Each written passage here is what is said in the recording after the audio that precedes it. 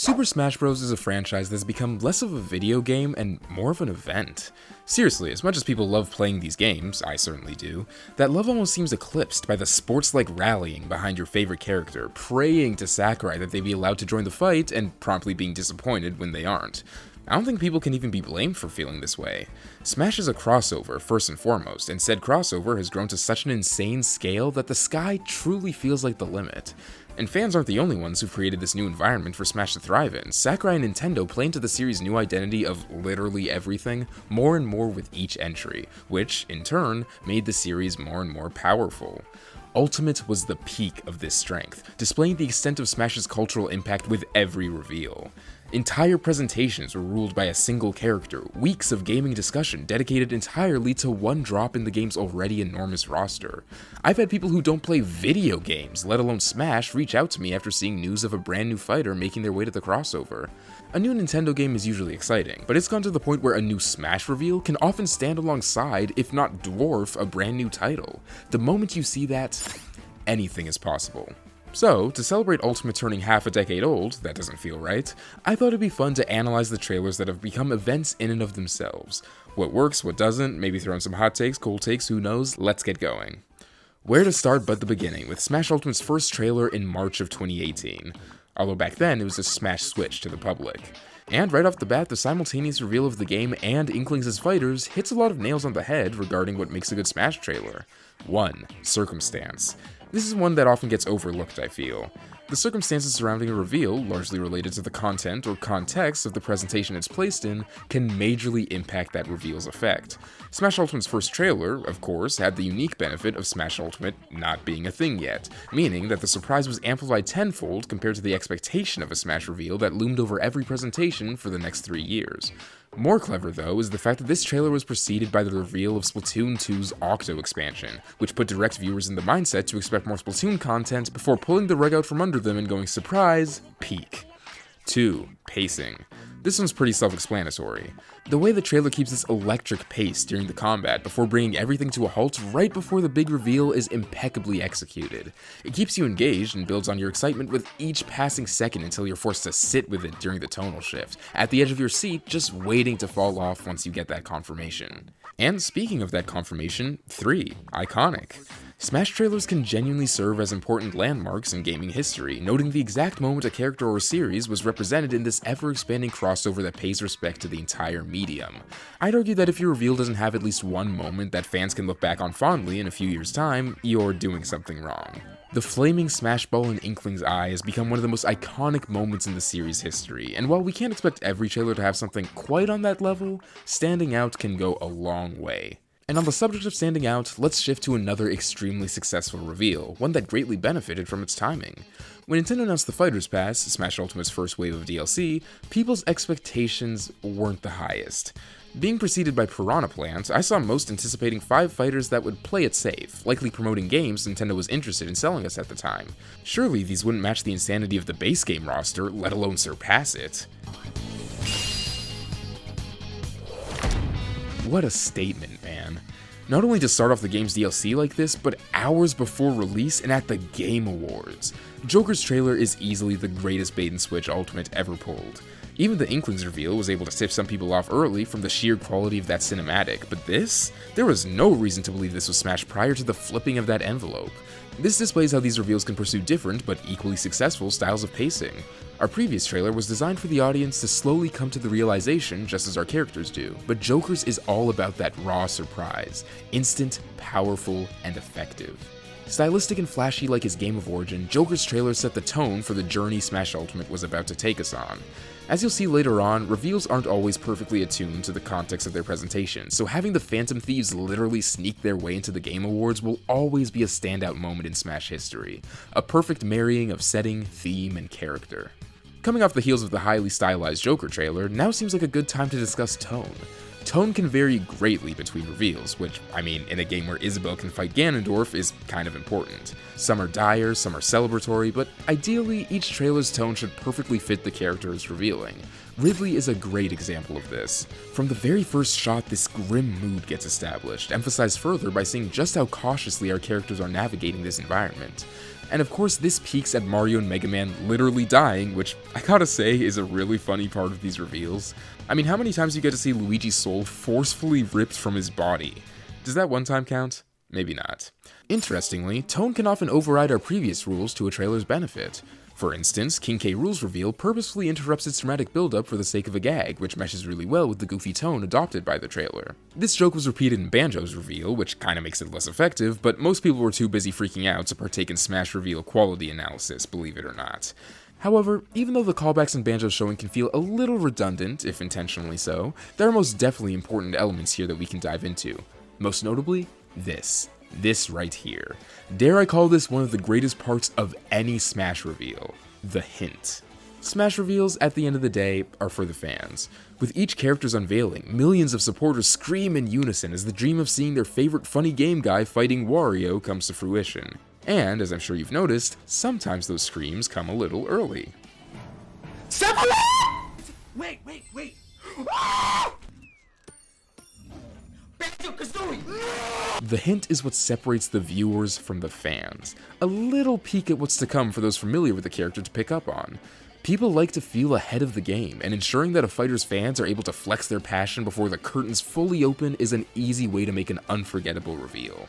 Of course, I've got to consult my own experience with the hint for reference, or in this case, multiple hints, cause Steve's trailer had plenty. Firstly, Mario getting shot through a very blocky hole. Now, you'd think this would be enough, but I was so worried to get my hopes up at the time that I actually gaslit myself into thinking it was meaningless. What? No way. Were those blocks? No. I thought it was blocks for a second, so like Steve. I also happened to ignore hint number 2, the mob eyes, and hint number 3, very visible block textures, all for the sake of keeping my cool. It wasn't until the 4th hint that I finally understood what was going down. That was an Enderman sound. No way. Well, you know what they say, 4th time's the charm. My perceptiveness is phenomenal. Smash Ultimate times Minecraft, I am dreaming! Most trailers don't lay it on quite this thick when it comes to hinting. We've already discussed the Jiggy and Banjos, but other examples would be Sora's Mickey keychain, the Luminary's horse's hooves, or the first shot in Byleth's trailer that literally tells you everything, okay, elephant in the room time. Preemptive disclaimer that I feel is necessary, nothing to do with the character. This isn't Smash player anti-RPG rhetoric. I love RPGs, I literally own this game. Haven't finished it yet, but hey, that's on my own horrible backlog management, not an indication of its quality. We're simply analyzing the trailer here, and as a trailer, yeah, this fails on every front. And I checked with my Fire Emblem friends to make sure I wasn't missing anything. They hate it too, I'm in the clear. Circumstances. Remember how we talked about how some Smash trailers are obviously crafted with their debuting presentation in mind, and some aren't? This is the aren't. Unveiled in a Sakurai Presents, there was one thing everyone knew going into this trailer. It's a Smash reveal. I mean, that's why we're here. He told us! But the trailer acts as though this were a regular direct. We're shown Byleth right away, which would be fine in a regular presentation. We've just gone over how pace can vary greatly between reveals, but because we know it's Smash, this is it. This is the big pop-off moment for fans to rejoice, but the trailer doesn't play into the hype at all. Compare this to a reveal like Kazuya's. 30 seconds in, yep, that's our guy, very little build-up, but now that we know it's him, we don't waste any time. Splash card, gameplay, right into the action. Conversely, it takes us 1 minute and 15 seconds to get Byleth's splash card after we already know it's them. I know it's you! And this ties into the other major problem with this reveal, pacing. This is the second longest Smash trailer in history, and it very much feels like it.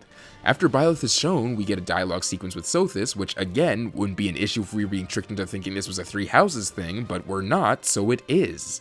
And then we come back! After a brief gameplay showing, we find that this is a double cinematic reveal, which I think can be some of Smash's most effective. But they do nothing with this. The sole purpose of cutting back to a cutscene is to introduce female Byleth and make the too many swordsmen quip. And I gotta say, that's kind of funny. That said, I respect commitment to the bit and like little meta ha-has. I mean, Ridley Hits the Big Time was incredible, but I don't understand why we're spending so much time on this specifically. At least with a trailer like Heroes, when we cut back to introduce the alts, it feels important. These are separate legacy characters from their own games with their own stories. It makes sense to give them some fanfare. But this is just Byleth again. Every other FE avatar in Smash has male and female alts. Why is this one deserving of a dual reveal? She's not even the canon version according to Engage. 45 additional seconds spent on this, and at this point, the trailer shot itself in the foot.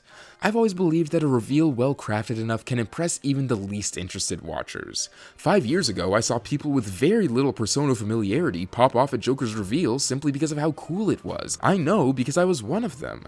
And while Smash fans' thoughts on Fire Emblem on top of Byleth closing out an exclusively third-party pass would have made it very difficult for that to occur on a large scale, this trailer certainly didn't do them any favors. However, I believe there's a reveal similar to this one that rights nearly all the wrongs committed by the Ashen Demon, despite the two generally being perceived as equal in quality: Pyra and Mythra. Ever since their reveal in February of 2021, I've seen this trailer as being what Byleth's could have been. Both characters had the hurdles of being Nintendo slots after long streaks of highly requested or highly respected third parties, but one made far better of the situation than the other. Most importantly, Pyra and Mythra's trailer actually works. This reveal is an in-engine bait and switch like Byleth's or Isabelle's, meant to trick the audience into thinking they're looking at some sort of Xenoblade 2 thing. Unlike Byleth's, this kicked off a regular Nintendo Direct, so the bait actually had the chance to be switched. Sure, it didn't work on everyone, especially with the tried and true, not actual gameplay footage at the start, but I saw some people who were genuinely convinced this was a Xenoblade thing, or at the very least were torn between Xenoblade and Smash. Imagine if this were Sakurai Presents and we just cut to this as our introductory shot. Suddenly, the trailer transforms building a misdirect into wasting our time. But let's talk about that build-up, because admittedly, that's the weakest part of this. This is the longest Smash reveal ever, eclipsing Byleth's by 30 seconds.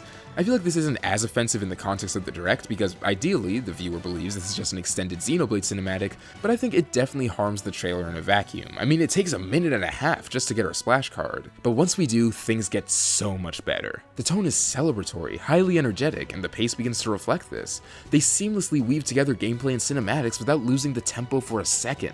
And when we briefly pause to introduce Mythra, not only does it feel earned, this is another character after all, but most importantly, it's succinct. We don't interrupt the action solely to have our second reveal. The second reveal happens in the midst of the action. And when you consider the fact that this trailer essentially has 2 entire fighters to show off, its length becomes a lot more understandable, even if things could have been quickened up in the beginning. Actually, those final 30 seconds have my favorite guys, so never mind what I said earlier. From comparing these two reveals, we've learned that catering to surrounding context can be a blessing. Whether it's Pyra starting a Direct, Min Min's trailer being a perfect thematic fit for the concept of guessing an arms fighter, or Terry's reveal somehow remarkably working in the context of an SNK character being leaked a day prior. But okay, enough about the controversial trailers that I dislike or everyone else dislikes. Let's get back to that universally adored stuff. Want to see a perfect Smash trailer? Look no further. This is flawless. I'm convinced this is as close to flawless as you can get. I'm not even biased, I've only played one Final Fantasy game. I mean, it just so happens to be this one, but Sephiroth's reveal is just impeccable.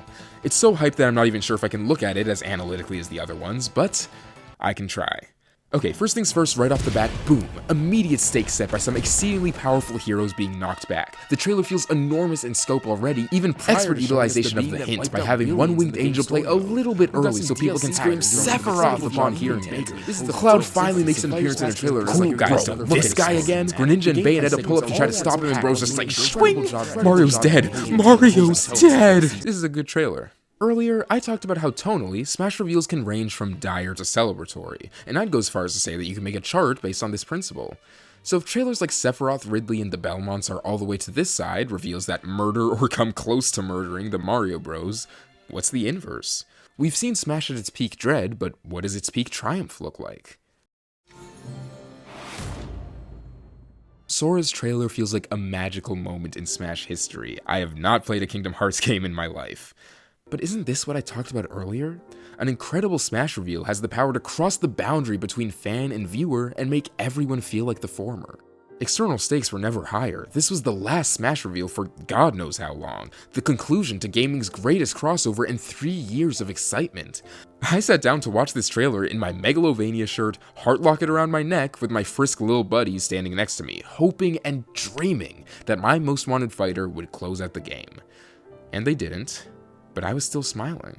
The Last Key is such a rewarding watch. More than any Smash trailer preceding it, mystery echoes through the reveal. After the amazing callback to where it all began, we're left with silence, darkness. Mario's footsteps echo through the dim, empty space, and having him lead the final trailer immediately imbues it with a sense of importance. And as soon as he throws that Keyblade, everything changes. What was once dreary is now whimsical as Sora emerges from the portal. And everyone is here aside, I don't think there's any moment in Smash history that feels quite this celebratory and triumphant. As he soars through the sky, backed by the beautiful, orchestral Simple and Clean, it's hard not to picture the sheer amount of joy his conclusion brought to fans. When I watched this at the time, one of the first things I remarked was, so many people are happy right now, and it's like I could feel that collective joy seeping into me. I kicked off this video by saying that Smash Bros has become less of a video game and more of an event, and if that's the case, this is what it's all about. Bringing as many smiles to as many faces as possible, introducing newcomers to series they might not be familiar with, and paying respect to gaming history in beautiful fashion.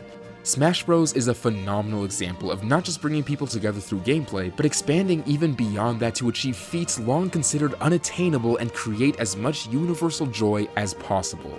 That is the power these reveals contain, something magical.